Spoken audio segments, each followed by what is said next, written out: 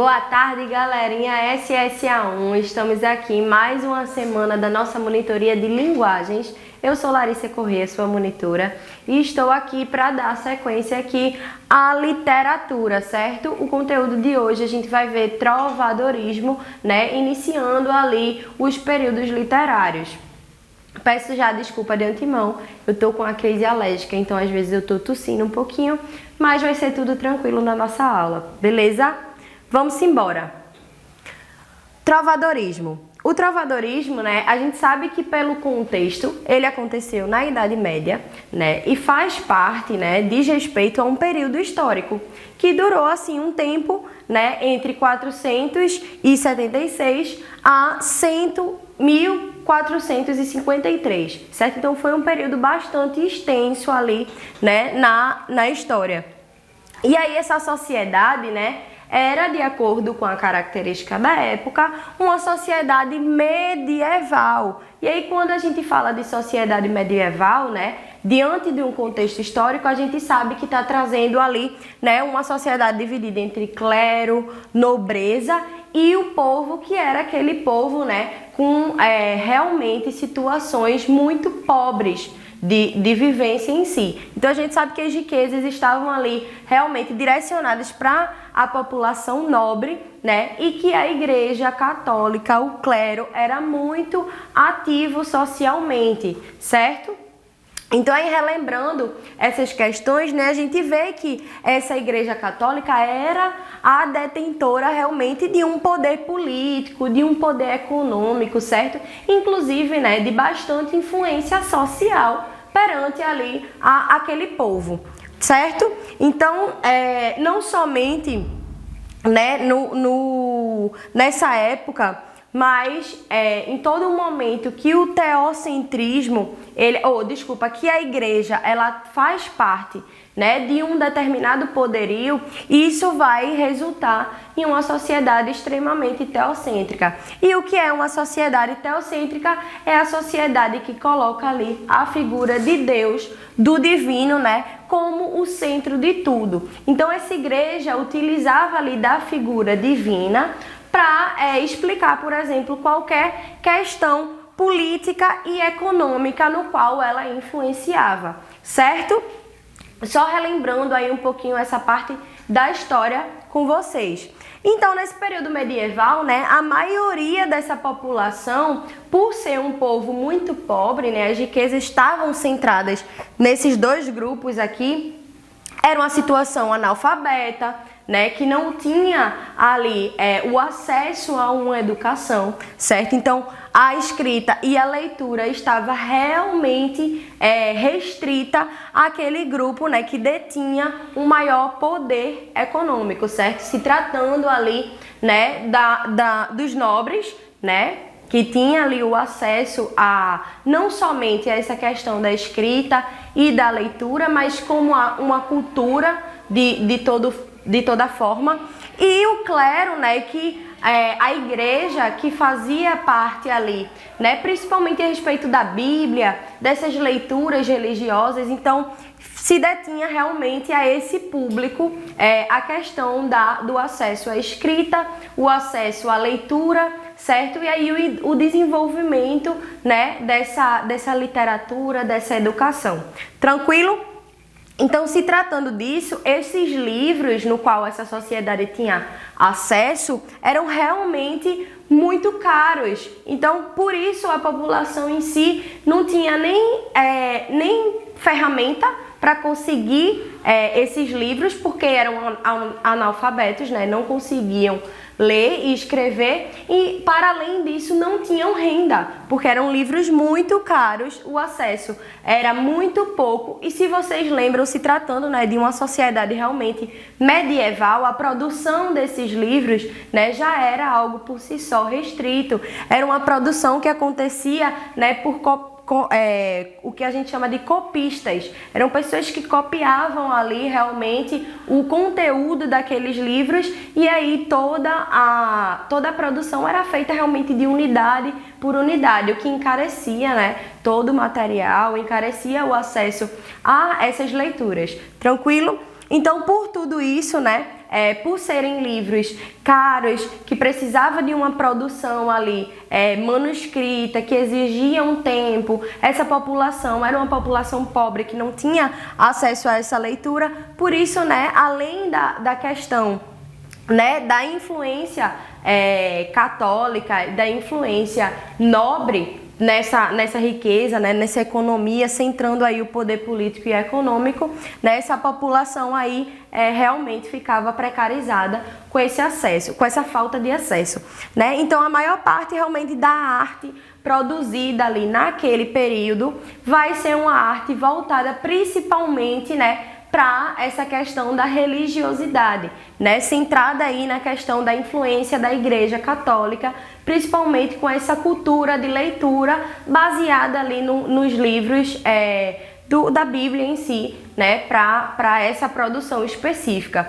Então, a maioria da arte que você vê nesse período, tanto literária quanto artes visuais, né, a gente vê que é centrada, de fato, num teocentrismo vindo aí da influência da Igreja Católica. Tranquilo? Então, seguindo aqui. Esse trovadorismo aí, né, foi o primeiro movimento, né, artístico e literário aí que aconteceu como uma espécie de boom para a poesia europeia, né, se difundir. Então foi de fato, né, a partir do trovadorismo, a partir dessas obras, esse movimento artístico como um todo, que principalmente, né, a partir dos séculos 11 e 12 foi que começou a ser difundida a poesia europeia. Tranquilo? Então, né, a princípio, dentro desse trovadorismo, eram produzidas as cantigas líricas e satíricas. E aí a gente vai ver, né, dentro dessa divisão, como é que as duas se manifestam, certo? E aí essas cantigas eram escritas realmente pelos trovadores, né? Por isso também que tem esse nome do movimento artístico, né? Porque as pessoas que produziam e muitas vezes recitavam eram os trovadores, tá? E aí a gente vai ver também como é por que, né, se denomina desse jeito.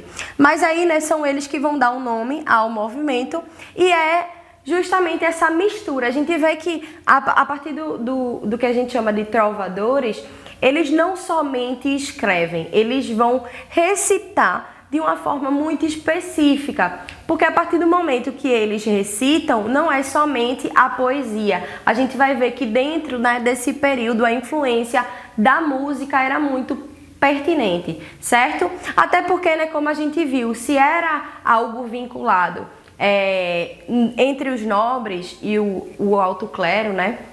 O clero como um todo, na verdade, na hora que esses trovadores estavam ali recitando as poesias, eles, na hora que isso estava sendo manifestado, eles estavam interagindo em um contexto social de evento, certo? Então, para reunir essas pessoas, eram criados os eventos ali e esse trovador, ele tinha que entreter essas pessoas. Então, a maneira ali que eles buscavam como artifício era produzir essas cantigas e aí, né, para quem conhece algumas cantigas, já sabe que se trata ali de algo que é cantado, certo?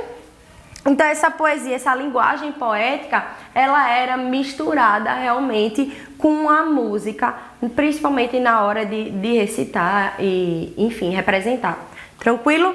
Então, né, se era realmente acompanhado a linguagem poética com a música, de fato participavam aí, né, tanto da sua produção quanto da sua recitação, instrumentos musicais, né, faziam parte ali. Inclusive, na hora que estava ali tendo essa declamação, havia, né, a dança também, enquanto parte desse espetáculo, certo?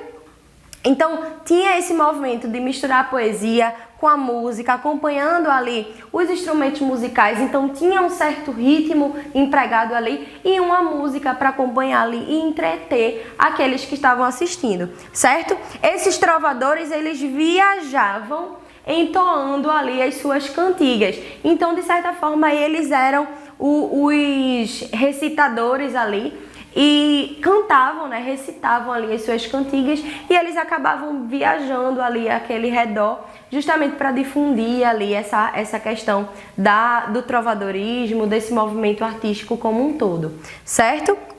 E aí foi um dos gêneros literários mais populares da Idade Média. Como vocês viram, né? Foi um período vasto de tempo que esse trovadorismo, né, fez parte da Idade Média. Então ele de fato ali participou bastante, foi muito popular, né, entre a sociedade. Lembrando, né, que ele se difundiu principalmente dentro ali do clero e da nobreza, certo? Que era quem produzia ali a arte naquele período.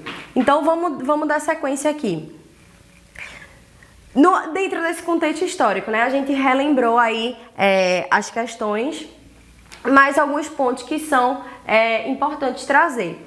O trovadorismo ele realmente teve a sua origem no continente europeu, certo? Nesse período da Idade Média, que a gente viu que é um período longo da história, certo? E justamente que ele foi marcado por essa influência, de fato, de uma sociedade religiosa. Tranquilo? Então, nesse período, né, a Igreja Católica, ela dominava inteiramente a Europa e ela vai influenciar, inclusive, a respeito das questões artísticas da sociedade.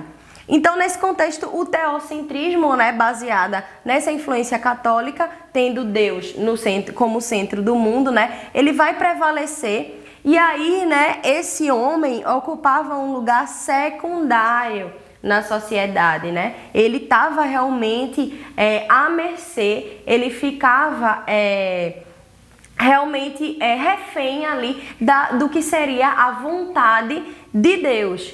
Tranquilo? Que a gente sabe, né, que nesse momento tinha ali a influência, né, das pessoas que faziam parte desse clero, né? Então, dessa forma, a igreja medieval, ela se torna, né, uma instituição social, tá? Justamente mais importante e o maior representante ali da fé cristã, a partir da igreja que seria, né, manifestada ali as vontades do Deus, certo? E aí, a partir disso, né, é ela que vai ditar quais são os valores pertinentes, vai influenciar diretamente no comportamento das pessoas, daquela sociedade, no pensamento daquele homem social, né? Inclusive tendo ali a sua influência econômica e política diante ali daquela sociedade, certo? Então, somente as pessoas da igreja que tinham também que deter essa leitura e essa sapiência a respeito da escrita e leitura, certo? E aí era quem tinha o acesso à educação. A partir do momento que também tem aquela ideia pregada de que através dos desígnios de Deus, né, a igreja ela vai manifestar qual era o tipo de informação que devia ou não chegar ali também naquela sociedade, certo?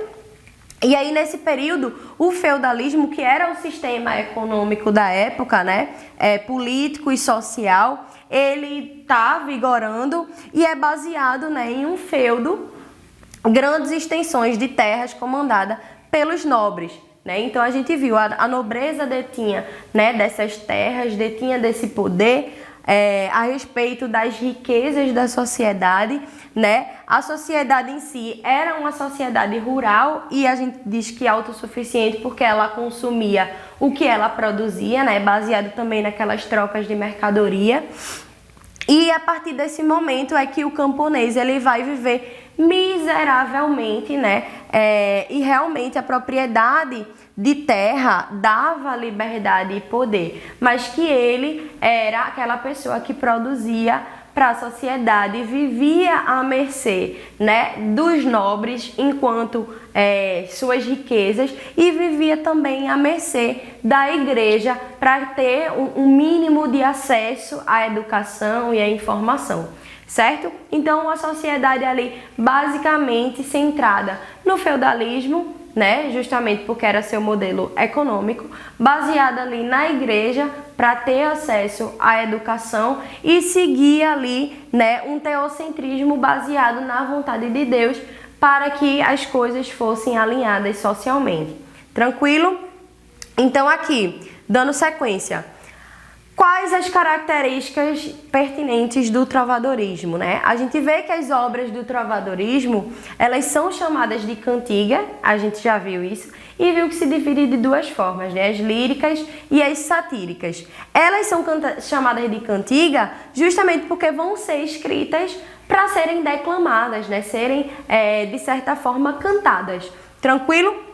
Então não havia essa cultura do livro na Idade Média, né? A população ela não tinha acesso à leitura, não tinha acesso à escrita, então era feita justamente para ser declamadas para que todo mundo de certa forma tivesse um tipo de acesso, né? Como essa população era em grande parte analfabeta, né? Ainda não tinha inventado um livro impresso, era aquele livro realmente manual, em produções de curtíssima escala, né? Então não tinha todo mundo acesso, né, a essa leitura. Por isso as cantigas elas eram declamadas, elas eram cantadas. E aí frequentemente eram acompanhadas de instrumento musical e também, né, da dança em si. Mas dentro desses instrumentos se destacava aí a utilização da lira, da flauta e da viola, certo? Instrumentos ali mais marcantes nesse período. Desculpa, vamos continuar aqui. Enquanto o compositor, né, de origem, no caso essa pessoa que escrevia, ele era chamado de trovador, né, como a gente já viu. Não somente ele escrevia, mas ele declamava. Então, muitas vezes, ele estava ali, né, não somente no papel de produzir, mas de reproduzir. Tranquilo?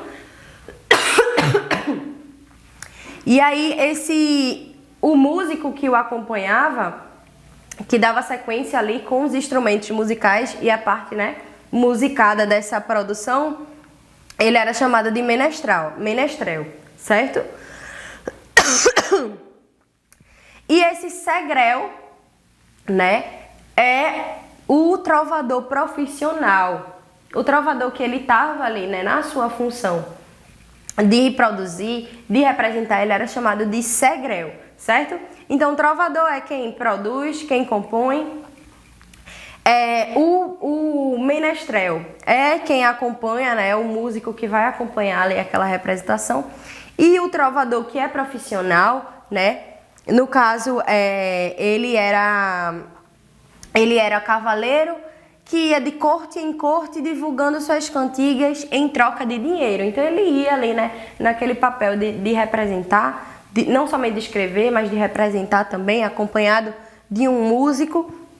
E ele fazia esse trabalho para ganhar algo em troca, né? Então ele era um profissional, ele era chamado de segrel. E aí, né, para além dessas figuras que faziam parte ali da produção das cantigas, né, havia também o jogral. E esse jogral era um cantor de origem que interpretava as cantigas de outra pessoa, certo? Lembrando que o trovador, né, principalmente esse trovador profissional, que vai vender, né, as cantigas, ele era o compositor. E aí esse jogral era de fato um cantor, né, que ele vai ali estar representando as cantigas e ele vai compor as suas próprias cantigas também, certo? A diferença é que ele era um cantor, certo? Ele trabalhava cantando. E aí, né, as baladeiras ou soldadeiras eram as dançarinas que acompanhavam ali, né, de certa forma, cantoras faziam um coro para ajudar, né, a acompanhar as apresentações e dramatizações dessas cantigas. Esse trovador, a questão do trovadorismo, né, enquanto movimento, foi itinerante, certo? O que é itinerante? É que esses grupos de trovadores, né, de menestréis que acompanhavam, inclusive das baladeiras, enfim, essas pessoas que compunham essa produção, eles eram itinerantes, ou seja, eles tinham que viajar de corte em corte, né, em burgos, em feudos, enfim, para conquistar e para divulgar as suas composições principalmente, né, em acontecimentos políticos e propagando determinadas ideias, né, como a do comportamento amoroso esperado de um cavalheiro apaixonado. Então ele não somente produzia com determinado interesse, mas ele representava ali algumas questões sobre determinadas figuras no cunho social. Tranquilo? Mais dessas características.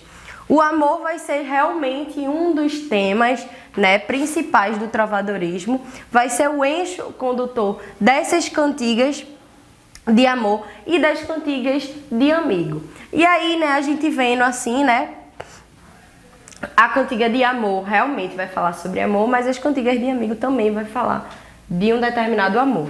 A gente vai ver direitinho como esses dois pontos, eles vão se diferenciar.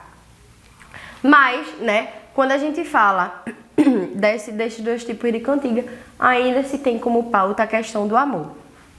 É comum o tema da coita, palavra que designa a dor do amor, né? Você está ali sofrendo por aquele amor, né? Então, o trovador apaixonado, ele sente no corpo a não realização amorosa, né? Ele realmente sofre desse amor, né? E aí a gente chama de coita. Por isso a origem da palavra coitado, aí é uma curiosidade, né? A origem da palavra coitado é realmente, né, a respeito daquela pessoa que vai ser desgraçado, justamente vítima de uma dor, vítima de uma mazela, que na sua origem, né, a respeito da coita, era uma dor de sofrimento amoroso. Tranquilo? Então esses trovadores, eles escreveram ainda outros tipos de cantiga, as de escárnio e as de maldizer, né, que vão ser dedicadas realmente como cantigas satíricas, certo? Justamente para satirizar e ridicularizar aí essa pessoa central. Então a gente viu que temos as cantigas líricas, que são as de amor e de amigo, e temos as cantigas satíricas, que são as de escárnio e maldizer. Tranquilo? Então é comum que haja esse paralelismo nas cantigas, né? Cada ideia desenvolve-se a cada duas estrofes. Por exemplo, né? Ou na verdade, né? Ou na verdade, cobras. A nomenclatura da época era diferente, a estrofe chamava-se cobras, né? Então, cada estrofezinha ali era chamada de cobra e o verso era chamado de palavra, tá? Então, na organização ali, a estrofe era uma cobra, certo? Que eles chamam, e a cada verso era chamado de palavra, uma palavra, duas palavras, certo? E era assim a divisão. Então, tinha realmente cada ideia desenvolvendo a cada duas estrofes, ou uma cobra, né? E essas cobras eram feitas realmente das palavras, que eram, no caso, os versos. E aí, né, relembrando aí os principais pontos dessa característica desse movimento artístico, a gente vê... Licença, tá, gente? Só para eu beber uma aguinha. Obrigada, como eu falei pra vocês, eu tô com um processo alérgico e aí eu às vezes tuço bastante, tá? Mas tudo tranquilo, estamos aqui num ambiente controlado, tô sozinha, tá? Sempre fazendo o uso de máscara, me higienizando, então não temos nenhum problema aqui, tá? Só dando uma satisfação pra vocês também não ficarem tão incomodadas. E aí, voltando pra cá, essas características do trovadorismo, só para relembrar alguns pontos, a união entre música e poesia, né, inclusive acompanhadas de determinados dançarinos, de um musicista, de instrumentos musicais específicos, né, sempre na hora dessa dramatização.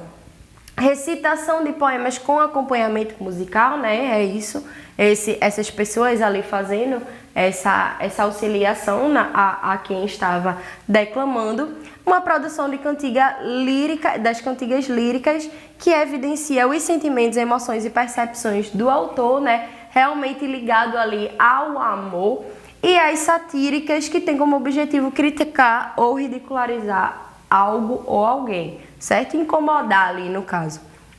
Os principais temas explorados: amor, sofrimento, amizade, críticas políticas e social. A gente vai ver que essas críticas são muito mais das satíricas e que o tema amor, amizade e sofrimento ainda assim das líricas, tranquilo?